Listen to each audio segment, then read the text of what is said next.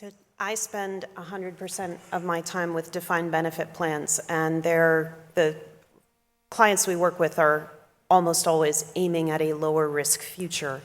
So I found these two papers really fascinating. What they're doing is they're taking different angles from different sides of the pond in looking at some of the biggest questions for the defined benefit pension world. And so here are just a few of those big questions. Could we align reporting requirements, funding rules, and pension regulation in ways that might encourage prudent risk management? Is there a systemic risk associated with some pension funds that might be underfunded or might be investing in very risky portfolios or might have very weak sponsors that have undercapitalized their pension promise? We manage the systemic risk associated with that with better reporting and better regulation. And will more pensioners enjoy a secure retirement as a result?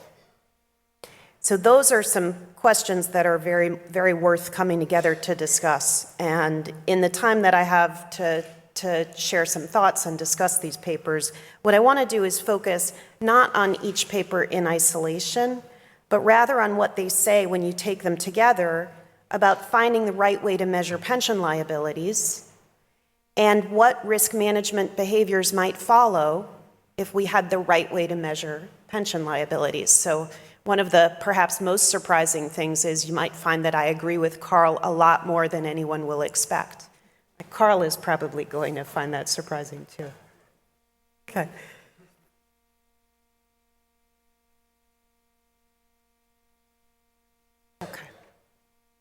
So first, let's talk about what we should know about a pension liability. And regardless of where a pension fund is or who sponsors it, I hope, as Carl does, that the publicly available disclosure will tell me how well-funded is this plan? Can it meet its future pension promises? If not, how big is the deficit? How much risk is being taken? Can I see how the assets are invested? Can I see how much might be allocated to safer liability matching assets? And then can I see how much is invested in risk? Is there a stress scenario that's presented? Can I see what would happen if the people live longer than expected, or if interest rates plummet, or if risky assets don't perform? And finally, I want to know, can the sponsor handle this risk? If I add together that pension deficit plus the amount that could be lost in a severe stress, then, like Carl, I want to be able to see that the sponsor has more than enough equity capital to manage that obligation, or at least I want to see the bad event coming. Now, any reporting regime that falls short of these minimum requirements is maybe going to allow a plan sponsor to take risks it can't afford at the expense of plan participants, and their retirement security is at stake. So just having the sorts of information that we've talked about really isn't enough.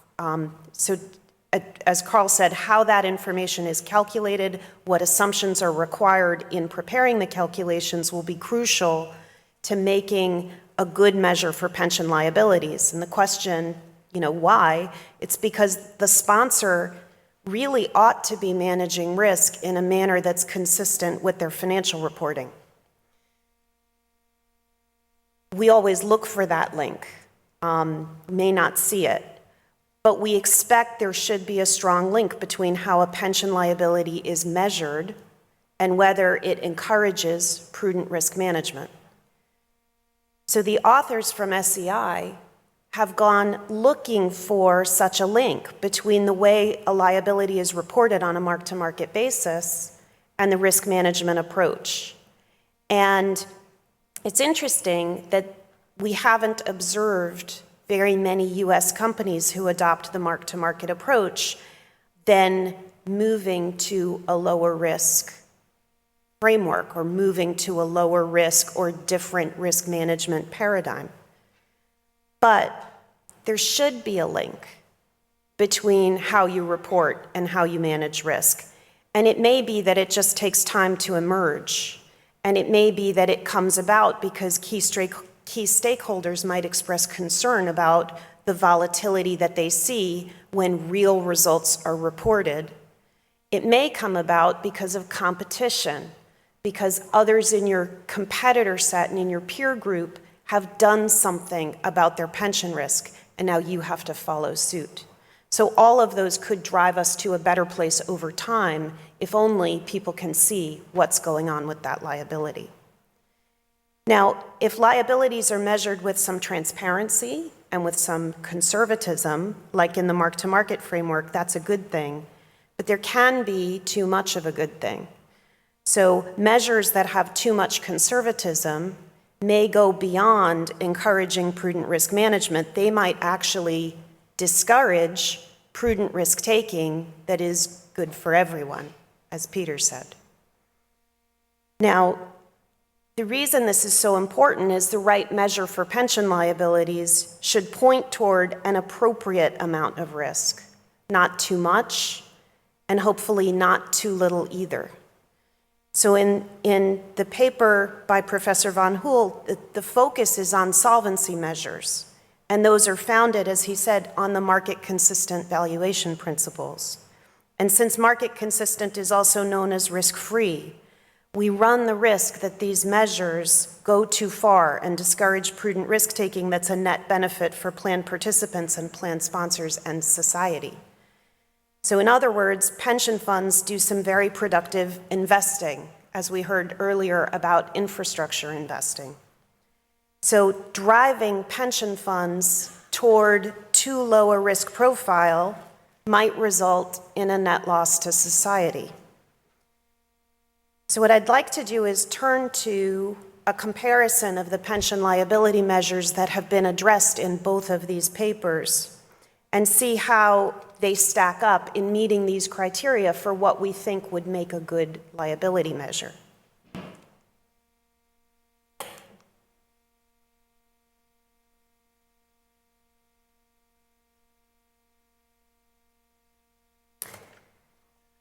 So let's start with US GAAP, and that is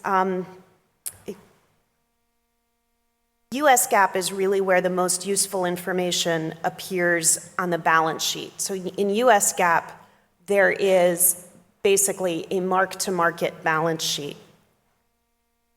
And on the balance sheet, we can see how well funded the plan is and how big the deficit is. But in order to see how much risk is being run by the pension fund, we have to look across time to see how volatility emerges over time. And the disclosure of assets and stress scenarios is really quite unsatisfactory. So we get no sense of whether the plan sponsor can handle the risk. And though we've had mark-to-market reporting on the balance sheet since the third quarter of 2006, we see no evidence in the US that it has encouraged prudent risk management. So let's turn to the income statement side on the GAAP reporting. So the GAAP income statement is really, really unhelpful. I was tempted to say useless. The liability is valued at an expected return on assets, as the team from SEI said. And so plans that have too much risk are actually benefiting from a higher expected return, whether they earn it or not. And that drives phantom income through the income statement, and that is a deterrent to prudent risk management. And the smoothing of gains and losses is rampant, and that makes it very difficult to ascertain very much about funding or risk. So enough said, US GAAP doesn't help us achieve a goal of aligning reporting requirements, funding rules, and pension regulation in ways that might encourage prudent risk management.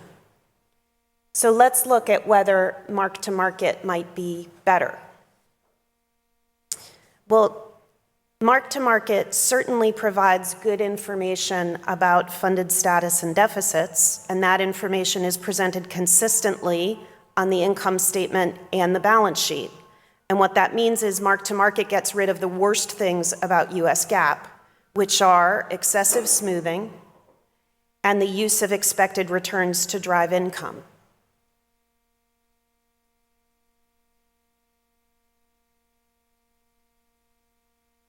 Now, the big question that the SEI team tackled was whether a shift to mark-to-market would encourage prudent risk management in U.S. pension funds, and I think that's a fantastic question.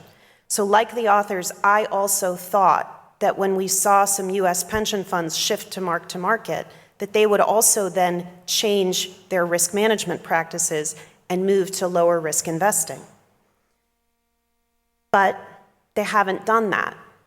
And I think the reason they haven't done that is due to an accident where their crystal ball failed to predict the proper path of interest rates. Because what happened to the companies that switched to mark-to-market was that they had been benefiting from smoothing on the income statement through the financial crisis. And that smoothing slowed the recognition of losses. After the crisis ended, they moved to mark-to-market. They could then restate the prior periods and put the losses back in the past where they actually occurred.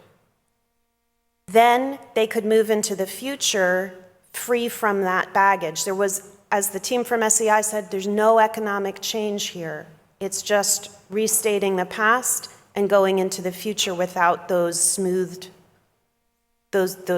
without that smoothing coming into the future with you.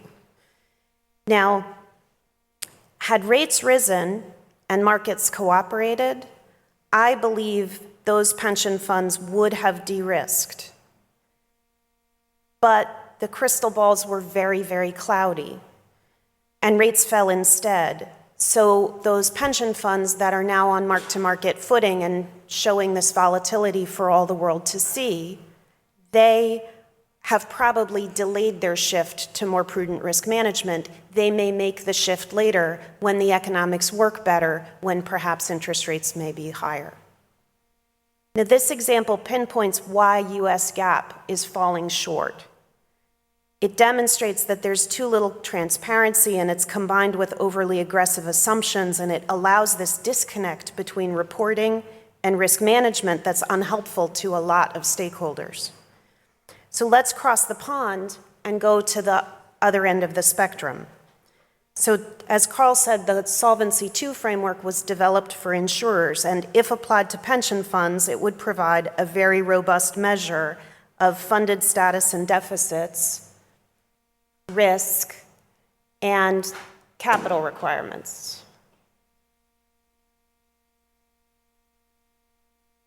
And then taken together, that would certainly go a long way to encouraging prudent risk management. The challenge is that the measures might go too far, and they might actually discourage prudent risk-taking. Now, European annuity writers are currently really struggling with the challenges of applying these rules because they often show very, very large capital requirements for even conservatively invested annuity blocks that are backed entirely by bonds. So the capital requirements would be sky high if applied to a prudent pension portfolio that has some risk assets, because pension funds can prudently hold 70% fixed income and 30% risky assets. That's still a very reasonable risk profile for a pension fund to take. But under the solvency framework, the capital requirements associated with that would be enormous. Now, the proposed framework that would apply the solvency principles to pension funds is the holistic balance sheet. And like Solvency II, it's based on the market-consistent principles, so it applies a risk-neutral lens to the pension obligation. And when valued on a risk-neutral basis, that holistic balance sheet would provide a very robust measure of funded status and deficits and risk, and whether the sponsor has adequate capital to handle that risk. Now, as a result, we expect that it would encourage prudent risk management, but it might go too far and discourage the prudent risk-taking. So what is the goal? Should we be asking pension funds to manage risk and capital as carefully as insurers? I think perhaps not. I'm glad Carl agrees. What is the proper role of risk for pension funds, and shouldn't they take some risk? If risk-taking is to be strongly discouraged, who would be better off as a result? Are plan participants better off if pension funds are driven toward little or no risk? Are the plan sponsors better off? Is there a net loss to society if pension funds are no longer a source of prudent risk capital, making productive investments that help build strong economies? So how do we incent pension funds to take the right amount of risk?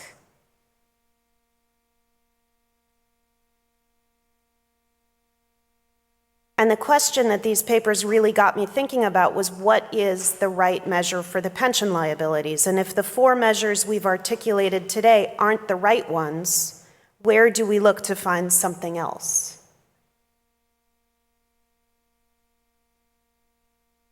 So in our earlier comparison, the holistic balance sheet had the most thumbs up.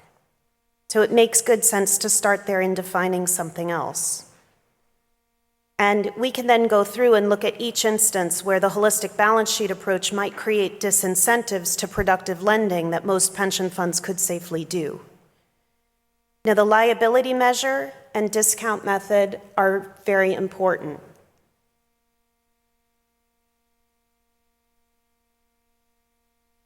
Using a best estimate liability and discounting at a corporate bond curve would preserve the incentive to take prudent risk. This means that the primary measure of funded status would be based on a best estimate, so a second set of metrics must be reported using a stressed liability and disclosing the potential funded status losses that could occur in a market disruption. So this is important, 2 sets of liability measures, one based on your best estimate and a reasonable corporate bond curve, and another based on the kinds of stresses that you'd see in a solvency framework or a holistic balance sheet. Give people the opportunity to see the difference. And once the stress scenarios are disclosed, key stakeholders and regulators can look to see that a plan sponsor can afford the potential losses. And then, are they taking the risk responsibly? Finally, there should be a risk-based levy.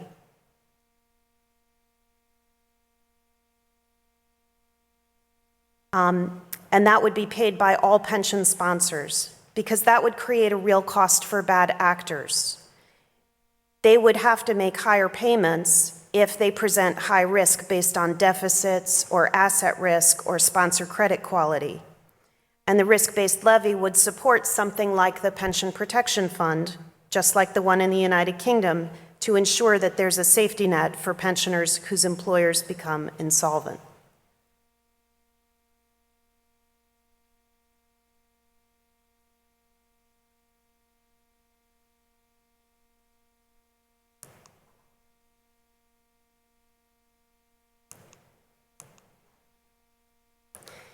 So how do we know that this would actually work?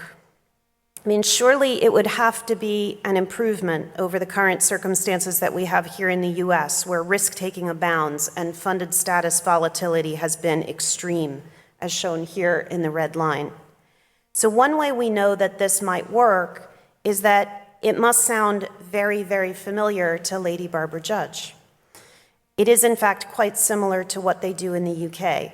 And while not perfect, the UK system involves sensible reporting requirements, sensible funding rules, and better regulation than we have in other countries. As a result, UK plans, whose funded status is shown here in blue, have been more stable and better funded. They continue to take risk, but much less than their US counterparts, who don't have so robust a reporting and regulatory framework. So it would be great to hear now from all of you. Could we link liability measures, funding rules, and pension regulation to encourage the right amount of risk?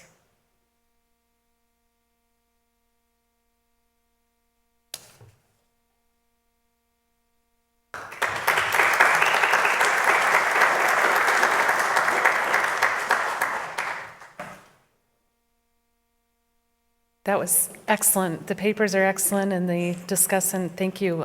So let's open up to questions and we'll start, here we go with Kevin. Hi guys, it's Kevin from UTC again. Amy, I just want to respond directly to the question that you ended with.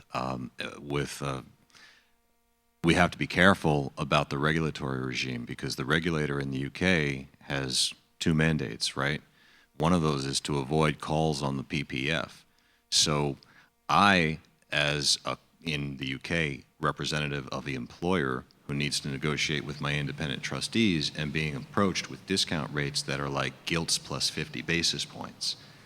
I think that would be deemed maybe recklessly prudent if the pension really is in a position to take more risk, but those trustees see it from a very different lens than you or I would look at it. So how would you suggest an improvement on what we have in the UK system that would permit us to have appropriate risk rating and risk charges? Does this work? It should. Okay. So one of the things that I often wonder out loud is whether pension funds, especially in the UK, really ought to be aiming at full funding on a stressed liability. Is it enough if the sponsor covenant is strong, is it enough to aim at full funding on a best estimate basis using a reasonable discount rate, and then value the sponsor covenant for the rest? If the sponsor is not strong, it seems you have to push well beyond full funding on a best estimate basis in order to make sure that there isn't that call on the PPF. But the challenge is sort of striking that right balance and recognizing perhaps that there's a stress around whether certain companies, certainly not yours, but certain companies might enter into distress quickly, and then you don't have time to get them into the position they need to be in for the trustees to have protected the plan participants.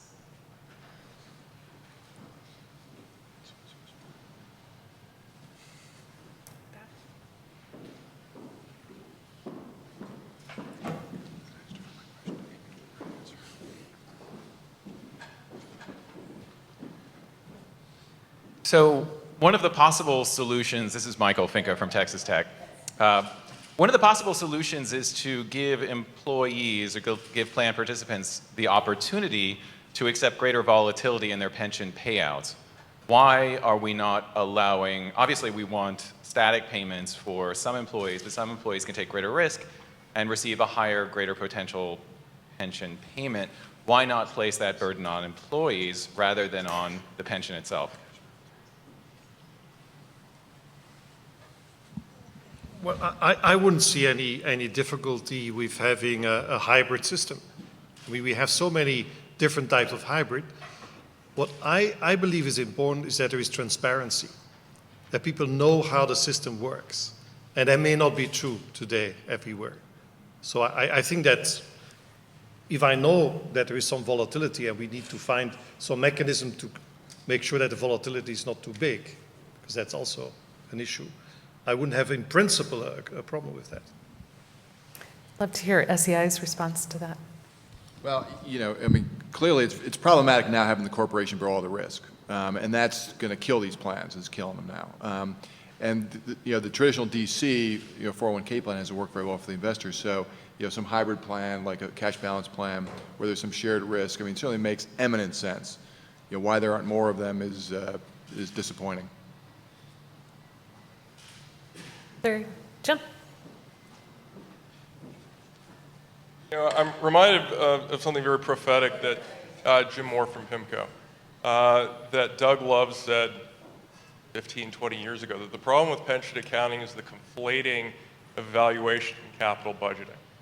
And the nature of it is the idea of this tension between smoothness in funding and an accurate reflection of the liabilities. But I think as the system has gotten larger, you also have these issues in terms of feedback mechanisms in the valuation underpinnings themselves. For example, I'm curious if the representative from the Netherlands talking about moving from a government curve or swaps curve to an ultimate forward rate, which creates distortionary issues in terms of the liability hedging itself, because you're anchoring to a fixed and fictitious point that's not anchored with regards to reality, but also some of the things I'm starting to see with regard to hedging issues out of Europe, where given the differences between corporate credit spread curves in Europe versus the US, that you're getting some very interesting dynamics, which I think will become even larger if and when we do get that backup in interest rates, because what we see from our clients, a lot of clients whose glide paths tell them that they should be more in fixed income, and as rates go back up, increasingly more in fixed income. And the question of what that feedback mechanism means, both in terms of behavior, pass-through, and also valuation.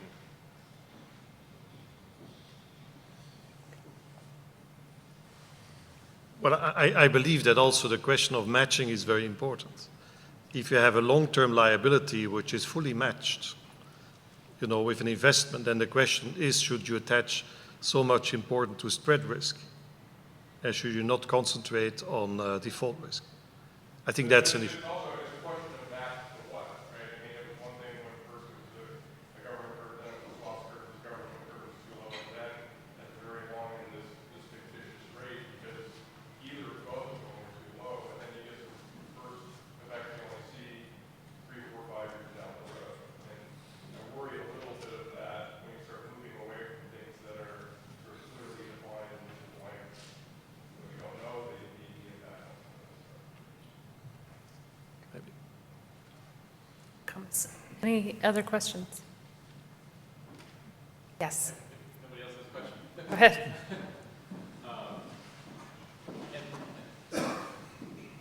Several people have already, Richard Shea from Remington and Burling. If several people already referred back, I think, to a lot of the concepts we discussed at last year's conference of shared risk pensions, and or do they offer hope for the future in terms of sustainable pension plans? And so one of the thoughts that's been occurring to me is, one of the things we see happening if a plan, a DB plan, makes an absolute promise, and then we have to try to create a system where there's no risk that that absolute promise will not be fulfilled. That's going to become a very costly promise to make, and as a result, people will either make a less generous promise or stop making the promise at all. And so the question is, and I sort of, there seems to be some there may be empirical evidence for this. I haven't really looked for it, but it sort of seems to me that, in fact, you could make more generous promises if they weren't absolute. This sort of this shared risk notion. And I'm just sort of curious, maybe it's a question more for you, for Carl, but anyone, is there something to that? I think there definitely is something, first of all, to people not making promises they cannot keep. I think that is the big issue today in the defined benefit space, that we will face a risk that something is going to happen. That's the first thing. I agree with you that we should have the possibility to offer guarantees which are a little bit different from what we have today. But we need to look at ways and means to find that. Because I'm very worried that we're moving to a society where we pass all the risks to individuals. And I would not like that kind of society, because not everybody is capable of dealing with that. So we must find a mechanism whereby we can offer maybe less generous benefits, but which we can keep. I entirely agree with you.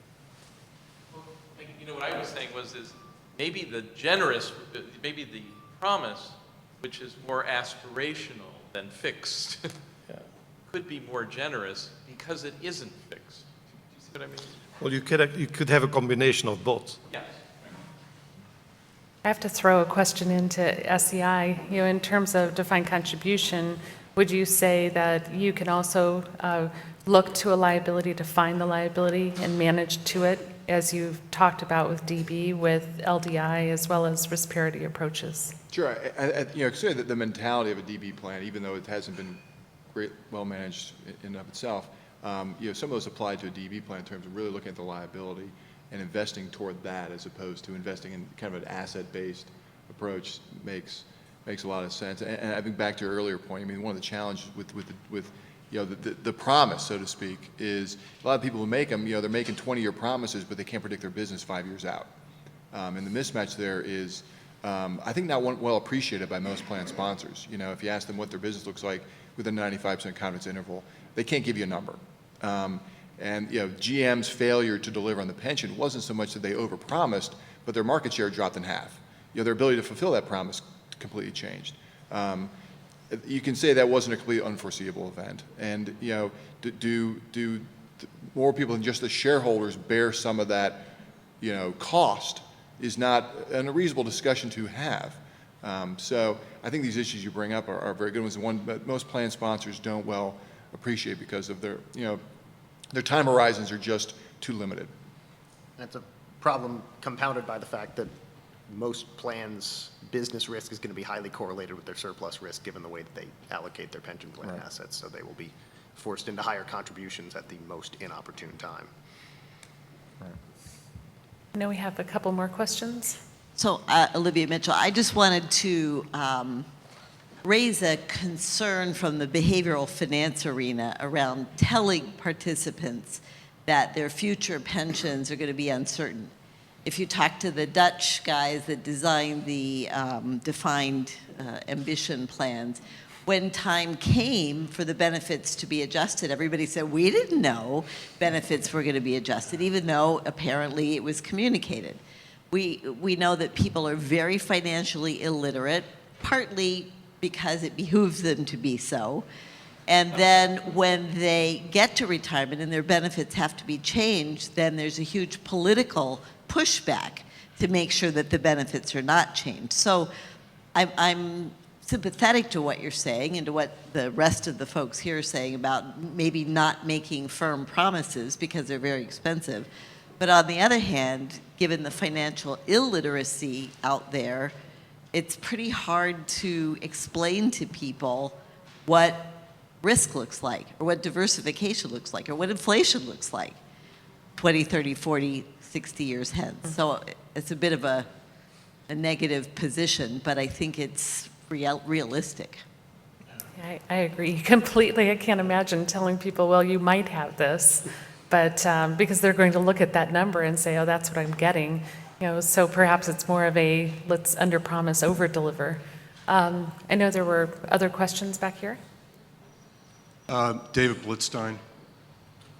These papers were delivered very well and fascinating, and the discussant's remarks were really, really incredible. But there's a real tension here between accounting and regulation and the sustainability of a pension system that is already under stress in extraordinary times of zero-bound interest rates.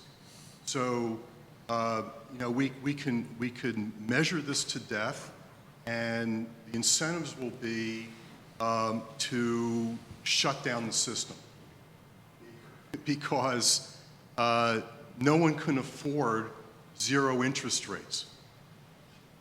Will we have zero interest rates for another decade? I don't know.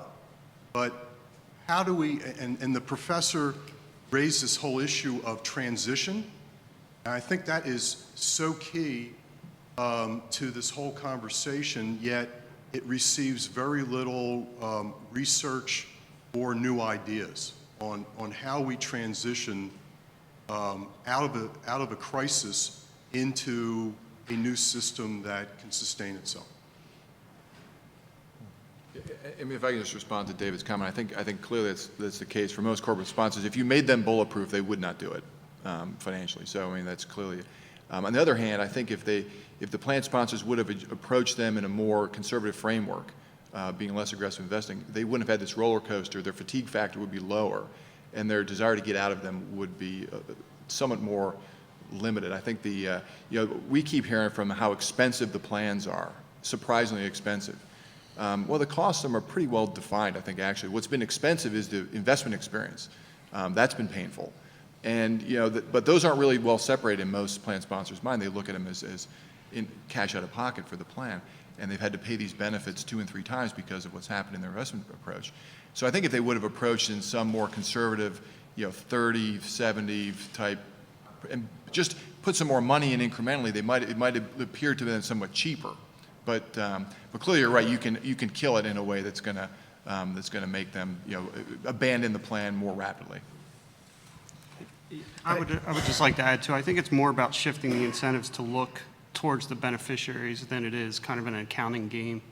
I think what we tried to highlight in the paper is that just focusing on an ROA and trying to bump up your earnings that you're going to get from your pension plan is kind of a perverse system.